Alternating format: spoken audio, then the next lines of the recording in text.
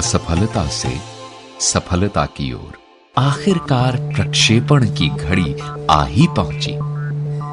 इस क्षण के लिए हम लोगों ने 7 बरस अथक परिश्रम किया था। हमारे दल के सभी लोग सांस थामे भारत के पहले उपग्रह प्रक्षेपण यान यानी सैटेलाइट लॉन्च व्हीकल SLV-3 के प्रक्षेपण की प्रतीक्षा कर रहे थे। उल्टी गिनती शुरू हुई। 10, 9, 8, 7, 6, 5, 4, 3, 2, 1, लिफ्ट ऑफ। पहले चरण का प्रदर्शन बहुत बढ़िया रहा। हम मंत्रमुग्ध खड़े देख रहे थे। हमारी आशाएं SLV-3 के रूप में उड़ान भर रही थी। अचानक जैसे सपना टूटा। दूसरा चरण नियंत्रण से बाहर हो गया और 317 सेकंड बाद उड़ान समाप्त करनी पड़ी। पूरा ढांचा समुद्र में जा गिरा। हमारी आशाएं धराशायी हो गईं। एक पल जादू था और दूसरे ही पल गहरी हताशा। हम में से ज्यादातर के लिए यह घटना एक बड़ा सदमा थी। मैं क्रोध और हताशा से भर उठा। एक संवाददाता सम्मेलन का आयोजन किया गया था जिसमें प्रक्षेपण की असफलता के कारणों पर चर्चा होनी थी। मैं SLV-3 की असफलता के लिए खुद को जिम्मेदार मान रहा था और मन ही मन डर से कांप रहा था। मैं जानता था कि संवाददाता सम्मेलन में मेरी और मेरे दल की खूब आलोचना होगी, लेकिन हमारे संगठन के अध्यक्ष प्रोफेसर सतीश धवन ने मुझसे माइक ले लिया और आत्मविश्वास के साथ सभी प्रश्नों के उत्तर दिए। उनके अविचलित रहने और विचारों की स्पष्टता से मैं सचमुच बहुत प्रभावित हुआ। प्रोफेसर धवन ने कहा, यह अभियान बहुत जटिल होते हैं। हमें पता लगाना होगा कि गलती कहां हुई, गलती ठीक करनी है और फिर निश्चित रूप से देखना है कि ऐसी गलती दोहराई न जाए।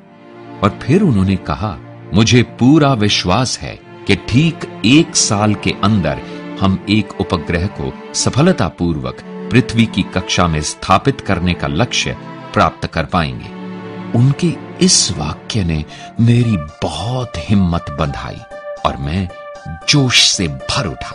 पिछले सप्ताह भर मैं नाम मात्र ही सोया था। मैं सीधा अपने कमरे में गया और बिस्तर पर जा गिरा। ठीक 1 साल बाद 18 जुलाई 1980 को एक बार फिर पूरे देश की निगाहें हम पर थी। भारतीय अंतरिक्ष कार्यक्रम का भविष्य बदल देने वाले प्रक्षेपण की घड़ी आ पहुंची थी। तड़के ही SLV-3 ने उड़ान भरी।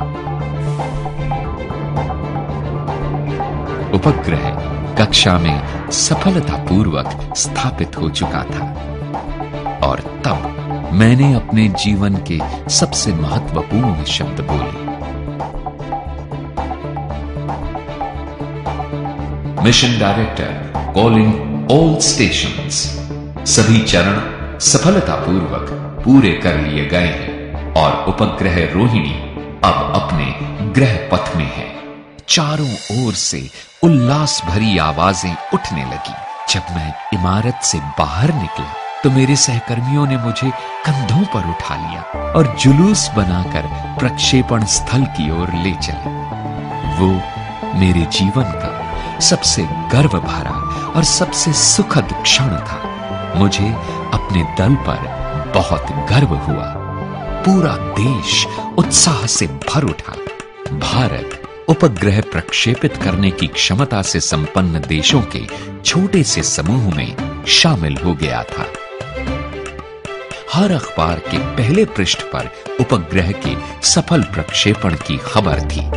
एक बार फिर संवाददाता सम्मेलन हुआ। मैंने प्रोफेसर धवन से अनुरोध किया कि संवाददाता सम्मेलन वे ही संबोधित करें। लेकिन इस बार उन्होंने माइक मेरी ओर करके मुझे ही प्रश्नों के उत्तर देने दिए। उन्हें पता था कि इस परियोजना पर मैंने कितना श्रम किया है और उन्हें लगा कि प्रश्नों के उत्तर मुझे ही देने चाहिए। उस दिन मैंने सीखा कि दल का नेता अपने दल का मार्गदर्शन कैसे करता है। वो असफलता का दोष खुद लेकर सफलता का श्रेय अपने दल को देता है। मैंने मन ही मन सोचा कि काश किसी दिन मैं भी ऐसे ही अपने दल को प्रोत्साहित कर पाऊं।